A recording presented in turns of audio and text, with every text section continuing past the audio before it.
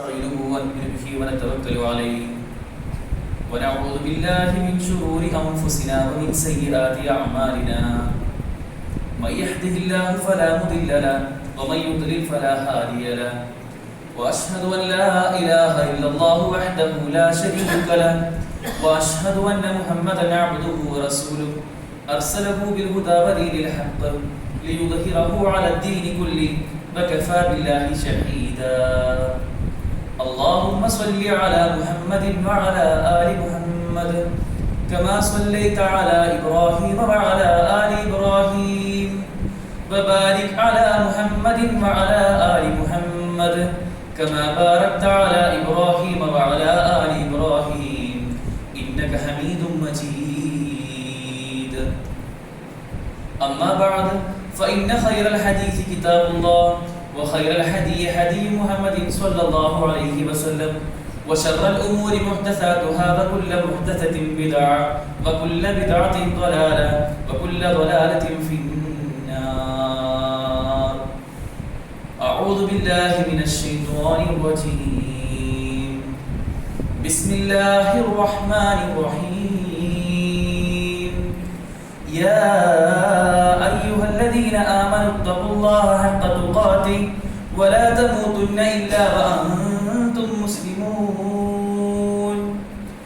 يا أيها الناس اتقوا ربكم الذي خلقكم من نفس واحدة وخلق منها زوجها وبث منهما رجالا كثيرا ونساء واتقوا الله الذي تساءلون به والأرحام إن الله كان عليكم رقيبا.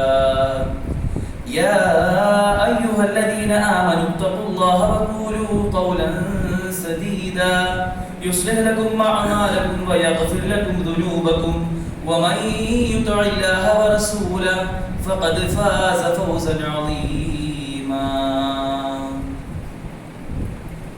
وعباد الرحمن الذين يمشون على الأرض هونا وإذا خاطبهم الجاهلون قالوا സലാമാ.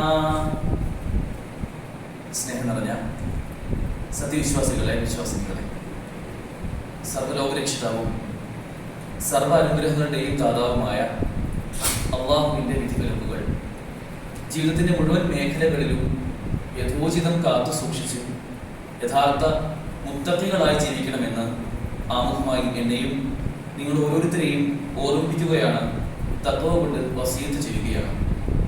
അത്തരത്തിൽ പൂർണ്ണമായും അള്ളാഹുവിൻ്റെ വിധിവിലക്കുകളും അള്ളാഹുവിൻ്റെ ആജ്ഞാ നിർദ്ദേശങ്ങളും അള്ളാഹുവിൻ്റെ കൽപ്പന വിരോധനങ്ങളുമൊക്കെ പാലിച്ച് ചിട്ടയോടെ ജീവിക്കുന്ന യഥാർത്ഥ മുത്തഖികളുടെ കൂട്ടത്തിൽ അള്ളാഹു നമ്മെ ഏവരെയും ഉൾപ്പെടുത്തി അനുഗ്രഹിക്കുമാറാകട്ടെ.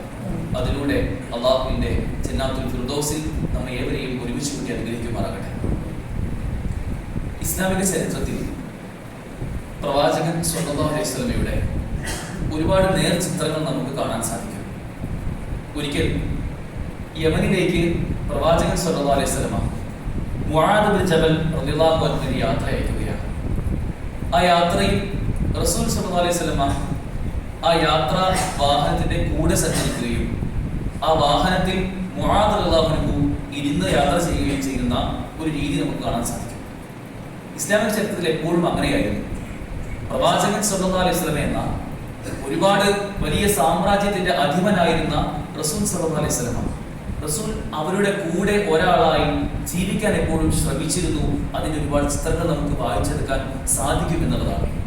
പ്രവാചകനിൽ മാത്രമല്ല, റസൂൽ സ്വല്ലല്ലാഹു അലൈഹി വസല്ലമയുടെ സ്വഹാബിമാരാവട്ടെ, ആ സ്വഹാബിമാരെ കണ്ട് ജീവിച്ചിരുന്ന താബിഈകളാവട്ടെ, അതിനുശേഷം വന്നവരാട്ടെ, അവരിലെല്ലാവരിലുമുള്ള ഒരു പൊതുവായ ഗുണമായിരുന്നു അവരെല്ലാം ഒറ്റക്കെട്ടായി ഒരു സമുദായമായിക്കൊണ്ട് ആരും ആരേക്കാളും മേലെയല്ല, ആരും ആരേക്കാളും താഴെയുമല്ല, അവരെല്ലാം ഒരു സമുദായമായി ഒറ്റക്കെട്ടായി ജീവിക്കാൻ അവർക്ക് സാധിച്ചിരുന്നു എന്നുള്ളതാണ്.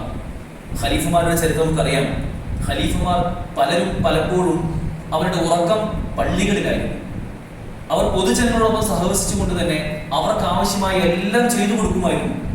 പൊതുജനങ്ങൾക്ക് ഒരുപക്ഷെ വിറകുകളെടുത്ത് ഒരു സ്ഥലത്ത് നിന്ന് മറ്റൊരു സ്ഥലത്തേക്ക് അത് കൊണ്ടുപോകേണ്ട ആവശ്യമാണുള്ളത് എങ്കിൽ ഖലീഫ അതിനെ സഹായിക്കുമായിരുന്നു. ഒരുപക്ഷെ ഒരു പാവപ്പെട്ട സ്ത്രീ അവർ ഒറ്റയ്ക്കാണ് താമസിക്കുന്നത്, അവർ ദരിദ്രയാണ് എങ്കിൽ അവരെ കണ്ടറിഞ്ഞ് അവർക്ക് എന്താണോ ആവശ്യം, അവരുടെ വസ്ത്രം അലക്കലാണോ ആവശ്യം എങ്കിൽ അത് ചെയ്തു കൊടുക്കാം. അതല്ല ഭക്ഷണം പാകം ചെയ്യലാണോ ആവശ്യം, അതും ചെയ്തു കൊടുക്കാം. ഇതൊന്നും ആരും കാണാതെ ആരും അറിയാതെ ചെയ്തു കൊടുക്കുന്ന ഒരു സമ്പ്രദായവും ഇസ്ലാമിലെ ഖലീഫുമാർക്കുണ്ടായിരുന്നു.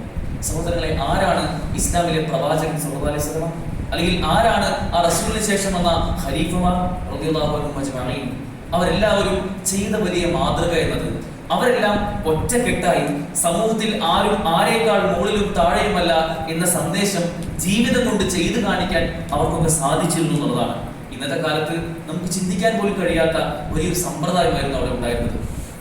സ്വഹാബിമാരായ അബൂദർ റളിയല്ലാഹു അൻഹു, അബൂ ഹുറൈറ റളിയല്ലാഹു അൻഹു, അവർ രണ്ടുപേരും റിപ്പോർട്ടിൽ ഹദീസിൽ പറയുമായിരുന്നു, പ്രവാചകൻ സ്വല്ലല്ലാഹു അലൈഹി വസല്ലം പ്രവാചകന്റെ അനുചരന്മാരോടൊപ്പം സ്വഹാബിമാരോടൊപ്പം പ്രവാചകൻ എപ്പോഴും ഇരിക്കുമായിരുന്നു. ഒരിക്കൽ പുറത്തു നിന്ന് അപരിചിതനായ ഒരു വ്യക്തി വരികയാണ്. അദ്ദേഹം വന്ന് ആ ഒരു കൂട്ടത്തിൽ റസൂൽ ഉണ്ട് എന്ന് അദ്ദേഹത്തിന് ഒരു വാർത്ത കിട്ടി. അവിടെ വന്ന് അദ്ദേഹം റസൂലിനെ ഇങ്ങനെ തിരയാണ് ആ കൂട്ടത്തിൽ. പക്ഷെ അദ്ദേഹത്തിന് കണ്ടുപിടിക്കാൻ കഴിയുന്നില്ല. കാരണം അവരെ പോലെ അവരുടെ കൂടെ അതേ വസ്ത്രധാരണവും അതേ രൂപത്തിലുള്ള ജീവിതക്രമവുമായിട്ടായിരുന്നു പ്രവാചകൻ സ്വല്ലല്ലാഹു അലൈഹി വസല്ലം ജീവിച്ചിരുന്നത്.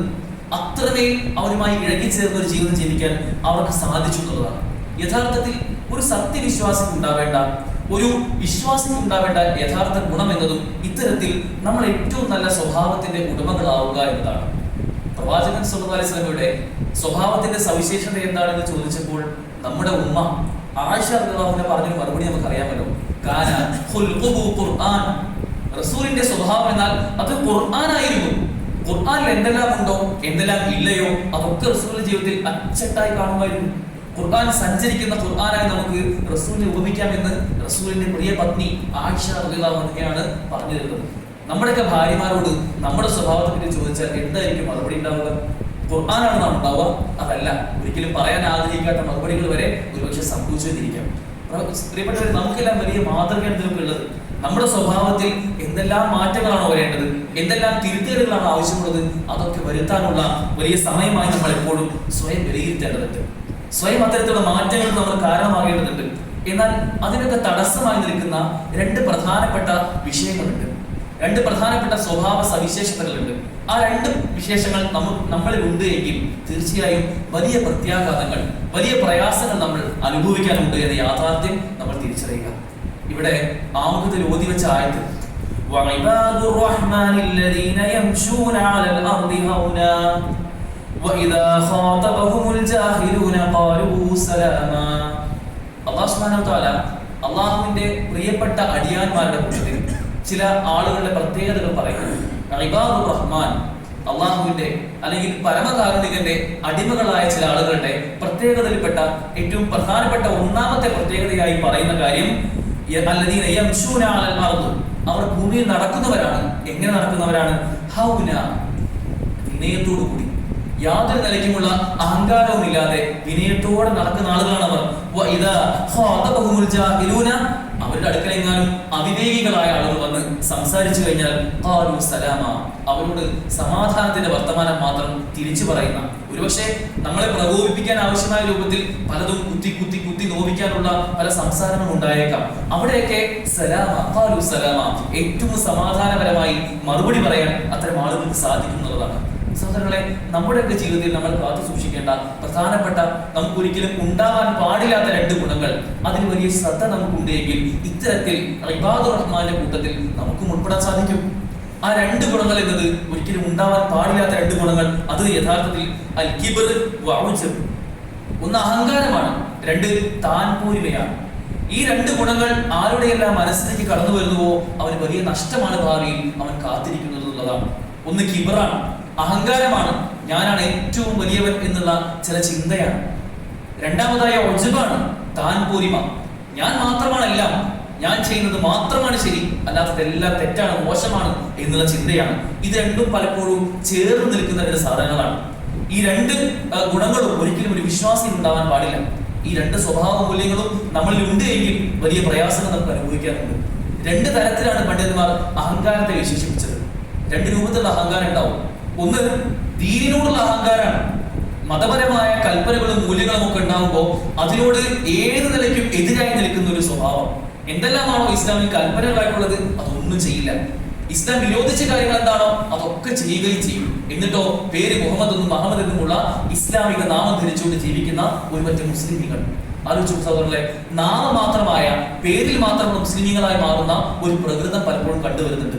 ഇസ്ലാമിൽ ഇത്തരത്തിൽ രണ്ട് തരത്തിലുള്ള അഹങ്കാരമുണ്ട് എന്ന് പണ്ഡിതന്മാർ പറഞ്ഞുതരാണ്. അതിൽ ഒന്നാമത്തേത് ദീനിനോടുള്ള അഹങ്കാരമാണ്, രണ്ടാമത്തേത് ജനങ്ങളോടുള്ള അഹങ്കാരമാണ്. പ്രിയപ്പെട്ടവരെ, കഴിഞ്ഞ ദിവസം ജനുവരി 1 അതിന്റെ തലേ ദിവസം ഡിസംബർ 31 തീയതി പുതിയൊരു വർഷത്തെ കാത്തിരുന്നുകൊണ്ട് ഒരുപാടധികം ആളുകൾ അവരുടേതായ മതപരമായ വിശ്വാസങ്ങളും ആചാരങ്ങളും ഒക്കെ അതിന് പിന്നാമ്പുറത്ത് ഉണ്ടായിട്ട് പോലും അത്തരം ആഘോഷങ്ങളിലേക്ക് അവർ ഒരുങ്ങിയിറങ്ങുമ്പോൾ നമ്മളും എങ്ങനെയാണ് അത്തരം ആഘോഷത്തിലേക്ക് പോകാൻ സാധിക്കുക? മതപരമായി നമുക്ക് യാതൊരു മാതൃകയും ഇല്ലാത്ത ന്യൂ ഇയർ പോലുള്ള, ഇല്ലെങ്കിൽ കുറച്ചുകൂടി കടന്നു കൈ നമുക്ക് പറയുകയാണെങ്കിൽ ക്രിസ്മസ് പോലുള്ള ആഘോഷങ്ങൾ, ഒരിക്കലും ഒരു മുസ്ലിമിന് അത്തരം ആഘോഷങ്ങളിൽ പങ്കുചേരാൻ കഴിയില്ല. കാരണം അവന്റെ വിശ്വാസവുമായി ഒരു നിലയ്ക്കും ചേരാത്ത ആചാരങ്ങളാണ്. അതൊക്കെ വളരെ മാന്യമായി സൗഹാർദ്ദപരമായി അവരോട് പറഞ്ഞു മനസ്സിലാക്കാൻ എനിക്കിത് കഴിയില്ല കേട്ടോ, ഞാൻ ഇത്തരം ആഘോഷങ്ങളിൽ പങ്കെടുക്കുന്ന ഒരു വ്യക്തിയല്ല, എന്റെ വിശ്വാസവുമായി ഇതൊന്നും ചേർന്ന് പോകില്ല, ഒന്നും വിചാരിക്കരുത് കേട്ടോ എന്ന് മാന്യമായി പറഞ്ഞ് ഒരു സൗഹാർദ്ദ അന്തരീക്ഷം പലപ്പോഴും ഉണ്ടാക്കാൻ നമുക്ക് സാധിക്കുന്നില്ല. മറിച്ച് ഉണ്ടാവുന്നതോ ബാക്കിയുള്ള എല്ലാ മതക്കാരും അല്ലെങ്കിൽ മറ്റാശയക്കാരും എല്ലാം എന്തെല്ലാം ആഘോഷങ്ങളാണുള്ളത്, എന്തെല്ലാം ആസ്വാദനങ്ങളാണ് അവർക്കുള്ളത്, അതിന്റെ പിന്നാലെ പോകുന്ന, കലണ്ടറിലെങ്ങാനും ഒരു ചുവന്ന നിറമുണ്ടെങ്കിൽ അത് ആഘോഷിക്കാനുള്ള ഒരു ലൈസൻസ് ആയി കാണുന്ന ഒരു പ്രവൃത്തി പലപ്പോഴും കാണാറുണ്ട്. ഇത് യഥാർത്ഥത്തിൽ നമ്മെ കൊണ്ടെത്തിക്കുക ഒന്നാമത്തെ തരം അഹങ്കാരത്തിലേക്കാണ്. ദീനിനോടുള്ള അഹങ്കാരം, മതപരമായ ഒരു കൽപ്പന കൃത്യമായി നമുക്ക് വന്നു കഴിഞ്ഞാൽ അള്ളാഹു എന്ത് പറഞ്ഞു, അള്ളാഹു റസൂൽ സല്ലല്ലാഹു അലൈഹി വസല്ലം എന്ത് പറഞ്ഞു തന്നോ, ഇതാണ് ഒരു മുസ്ലിമിന്റെ വിശ്വാസത്തിന്റെ അടിസ്ഥാനം. ഇതല്ലാത്തതെല്ലാം അതിന് പുറത്താണ്. നമ്മൾ ഒരിക്കലും അതിന് പുറത്തു പോകാൻ ആഗ്രഹിക്കുന്ന ആളല്ല. പക്ഷേ ഈ അഹങ്കാരം ഒരുപക്ഷെ നമ്മളെ ദീനിന്റെ പുറത്തു വരെ എത്തിക്കും. രണ്ടാമതായിട്ടുള്ള അഹങ്കാരം ജനങ്ങളോടുള്ള അഹങ്കാരമാണ്. നമ്മുടെ കൂടെ താമസിക്കുന്ന, നമ്മുടെ കൂടെ പഠിക്കുന്ന, വസിക്കുന്ന, ജോലി ചെയ്യുന്ന എത്രയോ അധികം ആളുകൾ, അവരുമായിട്ടും ഒരു അഹങ്കാരത്തിന്റെ സ്വഭാവം ഉണ്ടാവുക. വളരെ പ്രകടമായി നമുക്ക് സൂറത്തുൽ കഹ്ഫിൽ ഒരു ഉദാഹരണം കാണാൻ സാധിക്കും. നമ്മളെല്ലാവരും എല്ലാ വെള്ളിയാഴ്ചയും പാരായണം ചെയ്യുന്ന സൂറത്തുൽ കഹ്ഫ്. സൂറത്തുൽ കഹ്ഫിൽ 2 ആളുകളുടെ ഉപമ പറയുന്നുണ്ട്. 2 വ്യക്തികൾ, അതിൽ ഒരാൾക്ക് അള്ളാഹു 2 തോട്ടങ്ങൾ കൊടുത്തു. ആ 2 തോട്ടങ്ങൾ, അതിന്റെ പ്രത്യേകത, ആ തോട്ടങ്ങളുടെ മധ്യഭാഗത്തായി പല തരത്തിലുള്ള മുന്തിരികളുണ്ട്. അതിന് ചുറ്റും വിശാലമായ ഈന്തപ്പന തോട്ടങ്ങളുണ്ട്. പ്രവിശാലമായ തോട്ടം. ആ തോട്ടങ്ങൾക്ക് ഇടയിലൂടെ ഇടതൂർന്നുകൊണ്ട് പലപ്പോഴും ധാന്യങ്ങളും വിളകളും ഒക്കെയായി ഒരിക്കലും അതൊരു നഷ്ടം സംഭവിക്കാത്ത, യഥേഷ്ടം വരുമാനം ഉണ്ടാകുന്ന, എപ്പോഴും യഥേഷ്ടം വരുമാനം ഉണ്ടാകുന്ന ഒരു തോട്ടം അല്ലാഹു അതിനൊരു വ്യക്തിക്ക് കൊടുക്കുകയാണ്. ആ വ്യക്തിക്ക് അതിൽ ഒരുപാട് അനുഗ്രഹങ്ങൾ. അത് എത്രത്തോളം വെച്ചാൽ അതിൽ അവർക്ക് കൃഷിയുടേതായ യാതൊരു ബലഹീനതയും ഇല്ല. കൃഷിയുടെ എന്തെങ്കിലും ഒരു ഏറ്റക്കുറച്ചിൽ പോലും ഇല്ലാതെ എപ്പോഴും വെള്ളമുള്ള, പിന്നെ വളക്കൂറുള്ള നല്ലൊരു മണ്ണായിക്കൊണ്ട് വിളവെടുപ്പുള്ള നല്ലൊരു തോട്ടം ആ വ്യക്തിക്ക് കൊടുക്കുകയാണ്. ഈ അനുഗ്രഹം ലഭിച്ച വ്യക്തി അദ്ദേഹം സ്വാഭാവികമായും അള്ളാഹുവിനോട് നന്ദി ചെയ്യേണ്ടതിന് പകരം അദ്ദേഹം ഒരു അഹങ്കാരിയായി മാറുകയാണ്. ഈ അനുഗ്രഹത്തിൽ ആ വ്യക്തി അഹങ്കാരിയായി മാറുകയാണ്. അദ്ദേഹം പറഞ്ഞൊരു വർത്തമാനമുണ്ട്, തന്റെ കൂട്ടുകാരോട് പറയാണ്, ഞാൻ താങ്കളെക്കാൾ ധനത്തിൽ അധികമുള്ളവനാണ്, ഞാൻ താങ്കളെക്കാൾ സംഘബലത്തിൽ അധികമുള്ളവനാണ്, അതുകൊണ്ട് എന്നോട് കളിക്കാൻ വരണ്ട എന്ന് പറഞ്ഞ് അദ്ദേഹത്തെ മാറ്റി നിർത്തുകയാണ്. ശേഷം അദ്ദേഹം പറയുന്നത് അദ്ദേഹം അദ്ദേഹത്തിന്റെ തോട്ടത്തിലേക്ക് കയറാണ്. അദ്ദേഹം സ്വന്തത്തോട് തന്നെ അക്രമം ചെയ്ത വ്യക്തിയാണ്. ശേഷം അദ്ദേഹം പറഞ്ഞു അത്യന്തം ഗൗരവകരമായ വർത്തമാനം. ആലോചിച്ചോക്കണം, അള്ളാഹു അനുഗ്രഹം തന്നൊരു വ്യക്തി തിരിച്ചു പറയുന്ന മറുപടിയാണ്,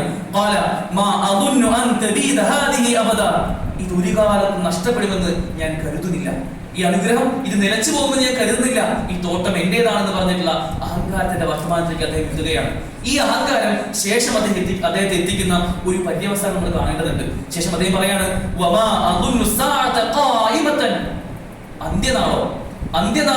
അന്ത്യനാൾ എന്നൊരു സംഗതിയേ ഇല്ല. ഈ തോട്ടം എല്ലാ കാലത്തും എന്റെ കൂടെ ഉണ്ടാവും, അന്ത്യസമയം എന്നൊന്നുമില്ല, ശേഷം പരലോകം എന്നൊന്നില്ല എന്ന് പറയുന്ന അത്യന്തം കുഫറിലേക്ക് അദ്ദേഹം എത്തുന്ന ഒരു അവസ്ഥ നമ്മൾ കാണുകയാണ്. സഹോദരങ്ങളെ, അള്ളാഹുവിന്റെ അനുഗ്രഹത്തെ നിഷേധിച്ച ആളുകൾ, അഹങ്കാരം വരുന്നത് മൂലം അതിന് നിഷേധിക്കുന്ന ആളുകൾക്ക് പലപ്പോഴും സംഭവിക്കുന്ന അപകടമാണ്, അവർ കുഫറിലേക്ക് എത്തും, അവർ ശിർക്കിലേക്ക് എത്തും.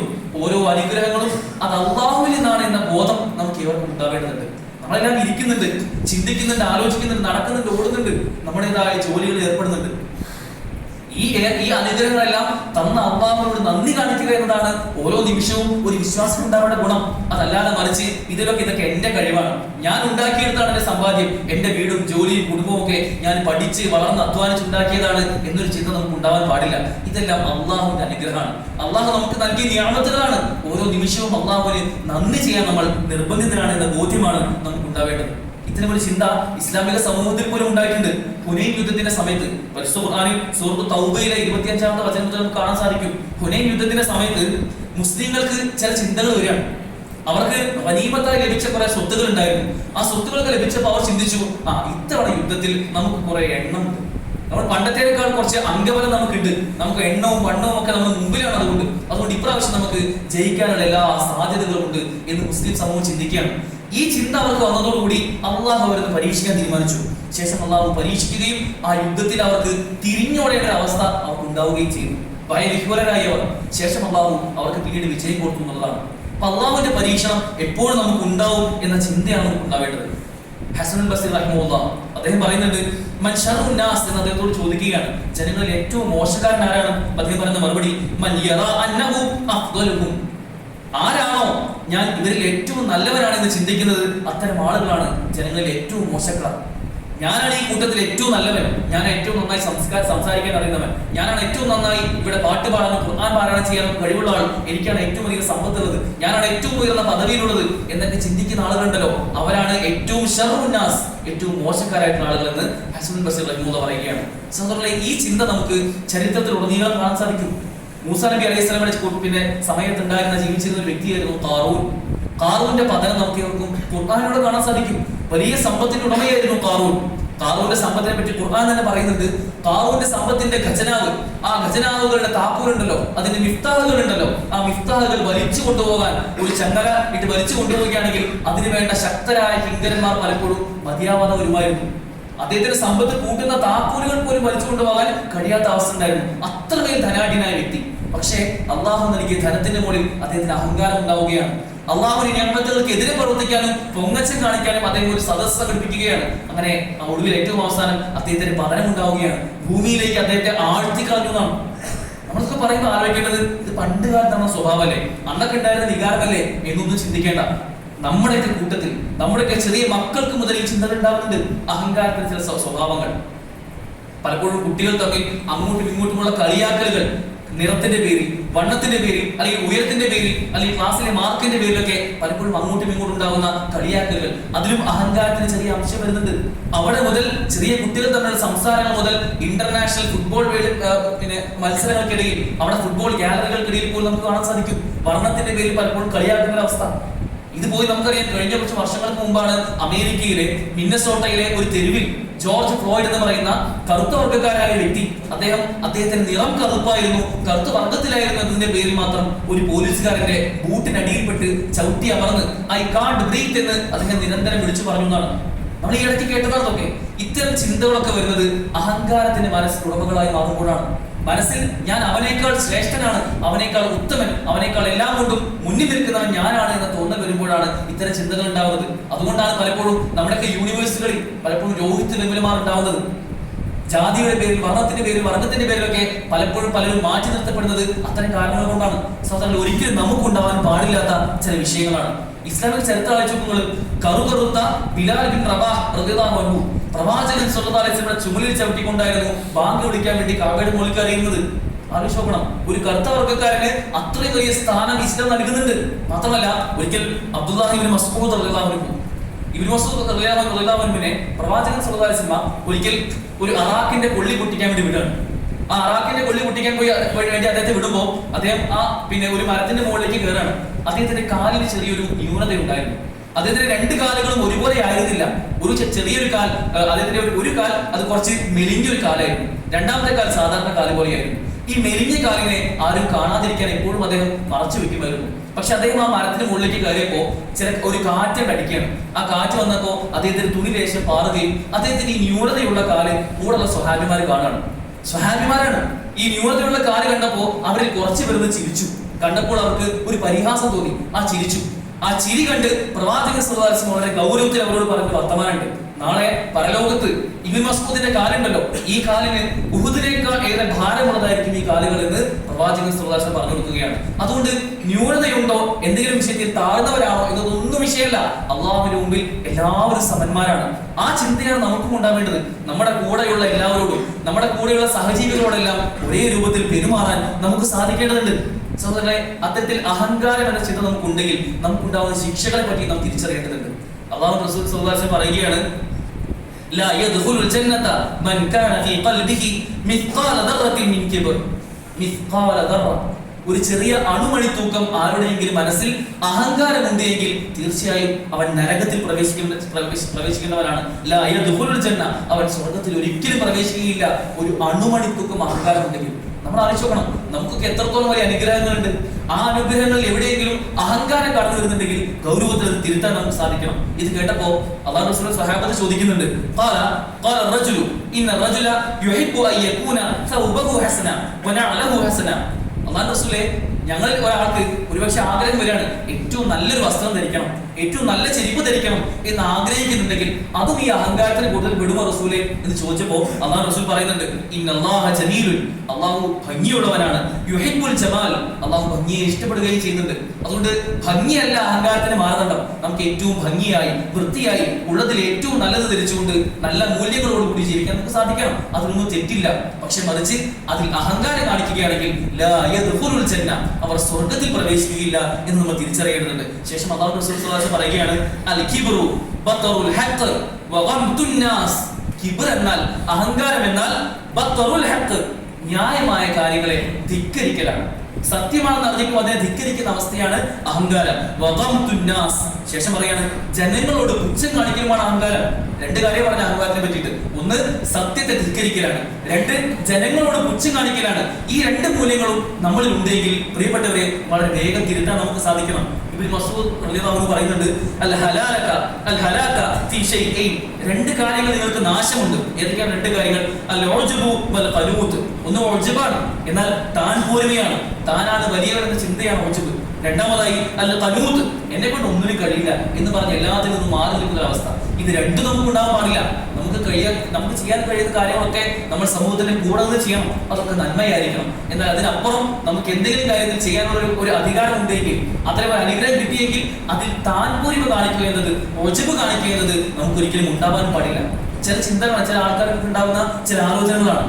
ഞാനൊരു സംഭവമാണ്, ഞാൻ ചെയ്യുന്ന കാര്യങ്ങളൊക്കെ ഏറ്റവും മനോഹരമായിട്ട് ചെയ്യാൻ കഴിയുന്നുണ്ട്, ഏറ്റവും നന്നായി പഠിച്ച് നല്ല മാർക്ക് വാങ്ങാൻ കോളേജിൽ ഏറ്റവും ടോപ്പർ ആവാൻ എനിക്ക് കഴിയുന്നുണ്ട്. അത്ര നല്ലൊരു മാർക്ക് വാങ്ങിയിട്ടാണ് ഞാൻ ഒരു ഉന്നതമായ കോളേജിൽ പഠിക്കാനോട് ചേർന്നിട്ടുള്ളത്.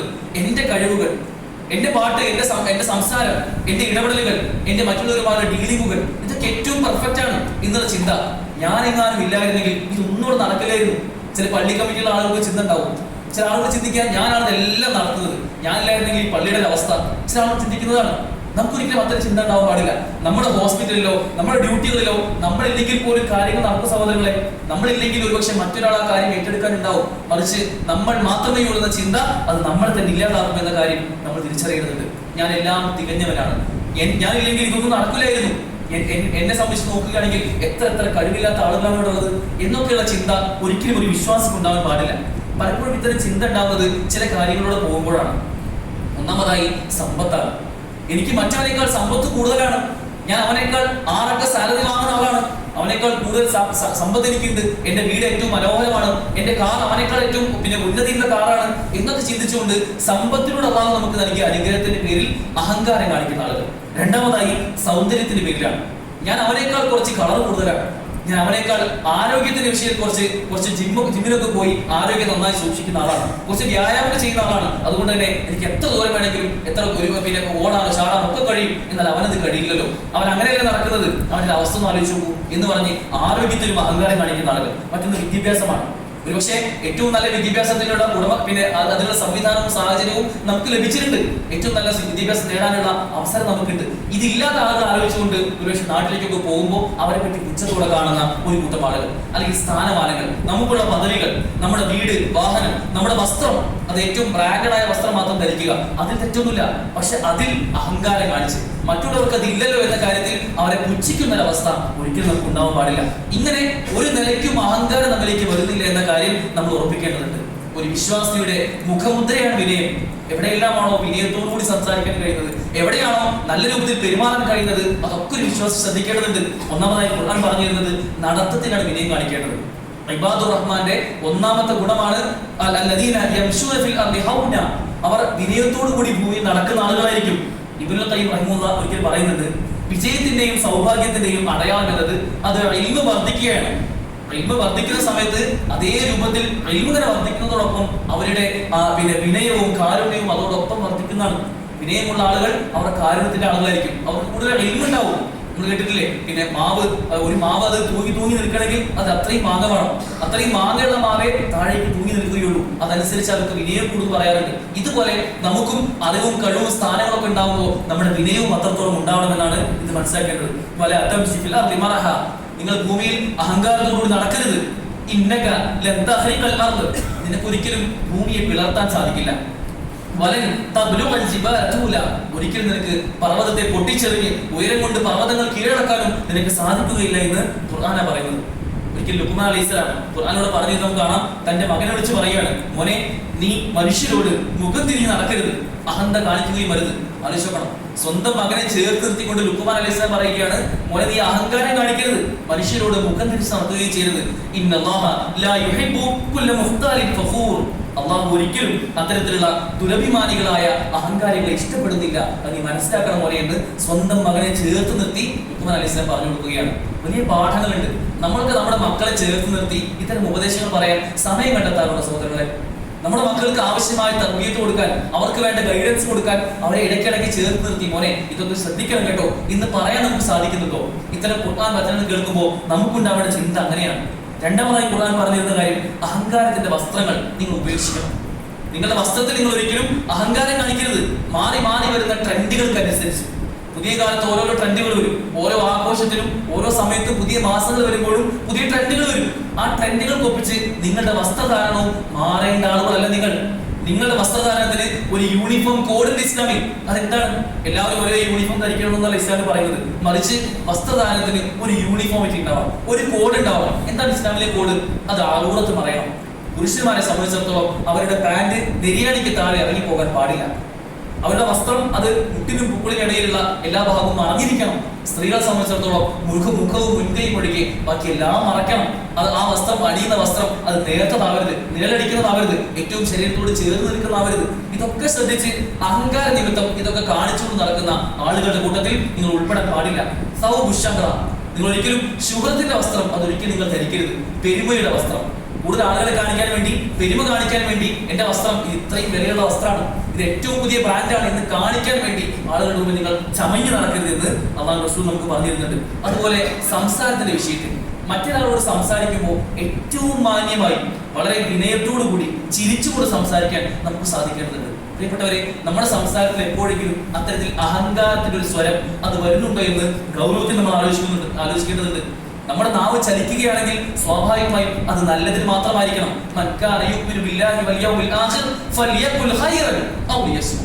ആരെങ്കിലും അള്ളാഹുവിലും അന്ത്യദിനത്തിലും വിശ്വസിക്കുകയാണെങ്കിൽ അവൻ നല്ലത് പറയട്ടെ, പറയുകയാണെങ്കിൽ നല്ലത് പറയട്ടെ, അല്ലെങ്കിൽ മിണ്ടാതിരിക്കട്ടെ. അതുകൊണ്ടൊരു ശത്രുവില്ലല്ലോ, മിണ്ടാതിരിക്കൊരു പ്രശ്നമില്ലല്ലോ. പറയുകയാണെങ്കിൽ നല്ലത് മാത്രം പറയട്ടെ എന്ന് അല്ലാഹു റസൂൽ സ്വല്ലല്ലാഹു അലൈഹി വസല്ലം പറഞ്ഞിരിക്കുകയാണ്. അത്തരത്തിൽ നമുക്ക് സൂക്ഷ്മത പാലിക്കാൻ നമുക്ക് സാധിക്കേണ്ടതുണ്ട്. പലപ്പോഴും പറയാറുണ്ട്, നമ്മുടെ സംസാരത്തിന് മുമ്പാണ് നമ്മൾ ചിന്തിക്കേണ്ടത്. നമ്മളൊരു കാര്യം പറയുന്നതിന് മുമ്പാണ് ചിന്തിക്കേണ്ടത്. പക്ഷെ പലപ്പോഴും സംഭവിക്കുന്നത്, സംസാരിച്ചു കഴിഞ്ഞ് അയ്യോ അങ്ങനെ പറയേണ്ടിയിരുന്നില്ല, ഞാൻ നേരത്തെ പറഞ്ഞപ്പോൾ കുറച്ചൊന്ന് കൂടിപ്പോയി, അങ്ങനെ പറയേണ്ടിയിരുന്നില്ല, ഒഴിവാക്കേണ്ടതായിരുന്നു എന്ന് പിന്നീട് ചിന്തിക്കുന്ന ഒരു ബുദ്ധിമാന്റെ അവന്റെ ബുദ്ധിയാണ് ആദ്യം ഉണ്ടാവുക, ശേഷമാണ് നാവ് വരിക.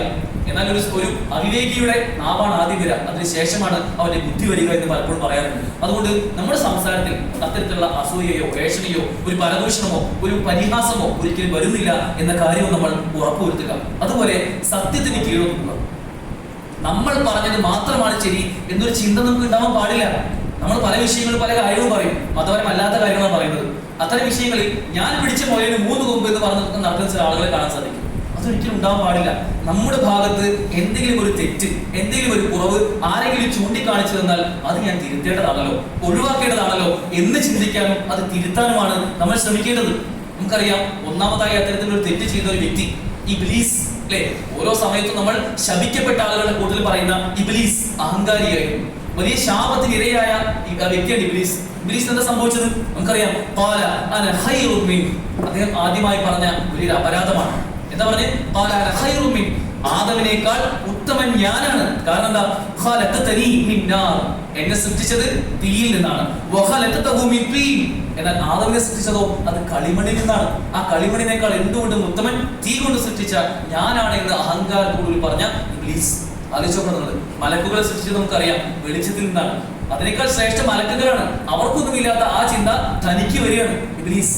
അങ്ങനെ എല്ലാ കാലത്തും നികൃഷ്ടനായി ഏറ്റവും മോശപ്പെട്ടവനായി മാറാൻ അള്ളാഹു വിധിക്കപ്പെട്ടു എന്നുള്ളതാണ്. സഹോദരങ്ങളെ, നമുക്ക് വലിയ സൂക്ഷ്മത വേണം. നമ്മുടെ ജീവിതത്തിൽ ഒരിക്കലും അത്തരത്തിൽ അഹങ്കാരം കടന്നു വരുന്നില്ല എന്ന് ഉറപ്പിക്കാൻ. അത് നടത്തത്തിലാണെങ്കിലും ഇരുത്തത്തിലാണെങ്കിലും നമ്മുടെ സംസാരത്തിലാണെങ്കിലും വസ്ത്രധാരണത്തിലാണെങ്കിലും നമ്മുടെ സമ്പത്തിന്റെ വിഷയത്തിലാണെങ്കിലും ഒക്കെ വലിയ സൂക്ഷ്മത പാലിക്കാൻ നമുക്ക് സാധിക്കേണ്ടതുണ്ട്. അത്തരത്തിൽ അനുഗ്രഹങ്ങൾക്ക് നന്ദി കാണിക്കുന്ന കൂട്ടത്തിൽ അള്ളാഹു നമ്മെ ഏവരെയും ഉൾപ്പെടുത്തി അനുഗ്രഹിക്കുമാറാകട്ടെ.